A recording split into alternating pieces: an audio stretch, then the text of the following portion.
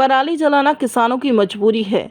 किसान नेता लखविंदर ओलाख ने सरकार से मांग की है कि हरियाणा सरकार की सख्ती के बावजूद प्रदेश में पराली जलाने की घटनाओं पर पूरी तरह से लगाम नहीं लग पाई है। सिरसा जिले के परवाई कला गांव के एक खेत में पराली जलाने की घटना देखी गई, तो वहीं पराली जलाने की घटनाओं को लेकर किसान नेता लखविंदर ओलाख की प्रतिक्रिया आई।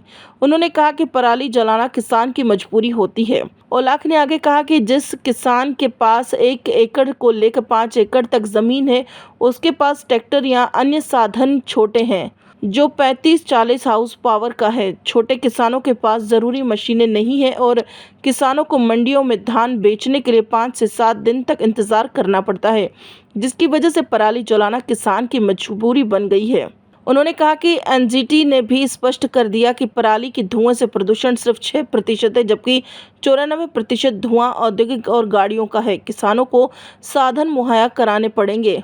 किसान नेता ने कहा कि हम सरकार को कहना चाहते हैं कि जब किसान पराली को आग लगाता है तो सबसे पहले धुएं की चपेट में आग लगाने वाला आता है। ऐसे में उसकी कितनी बड़ी मजबूरी होगी कि उसको खेत में पराली को जलाना पड़ रहा है। उन्होंने कहा कि अगर पराली जलाने से रोकना है तो जो लॉलीपॉप 1000 प्रति एकड़ को दिया है, उसको छोड़कर किसानों को साधन मुहैया कराने पड़ेंगे। गांव-गांव में सरकार को वो साधन छोड़ने पड़ेंगे जिससे छोटे किसान इनका उपयोग कर सके, क्योंकि समय बहुत कम है। गेहूं की बिजाई 15 नवंबर से पहले करनी है। किसान की मजबूरी है, वरना उनका मन भी नहीं करता कि अपने बच्चों को धुएं में रखें।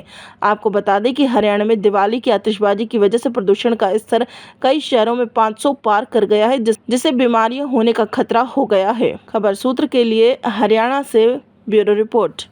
देखिए, सबसे पहले जब मजबूरी होती है किसान की, और मजबूरी क्या है, जो छोटा किसान है 1 एकड़ 2 एकड़ 3 एकड़ वाला 5 एकड़ तक का किसान है, उसके पास जो ट्रैक्टर है, जो साधन है, वो छोटा है, 35-40 हार्स पावर का है।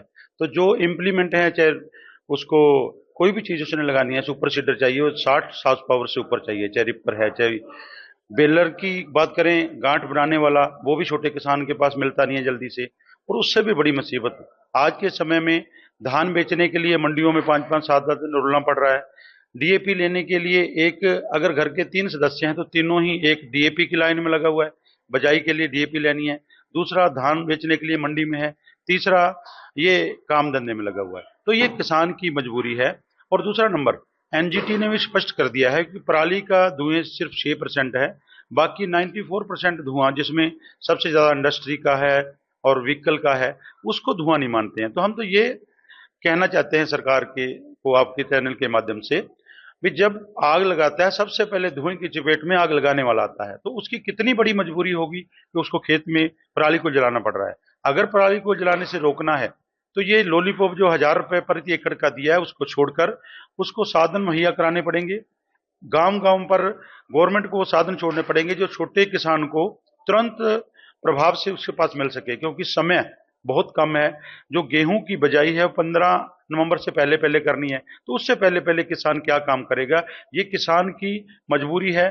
किसी का दिल नहीं करता है अभी खुद अपने बच्चों को धुएं में रखे या धुएं में जलाए, लेकिन फिर से कहते हैं, सुप्रीम कोर्ट ने भी क्लियर किया है, एनजीटी ने क्लियर किया है, ये धुआं पराली का नहीं है। ये जब मौसम का बदलाव होता है, हवा के कण बाहर होने की वजह से ये धुआं आता है, इसमें किसान का कोई कसूर नहीं है।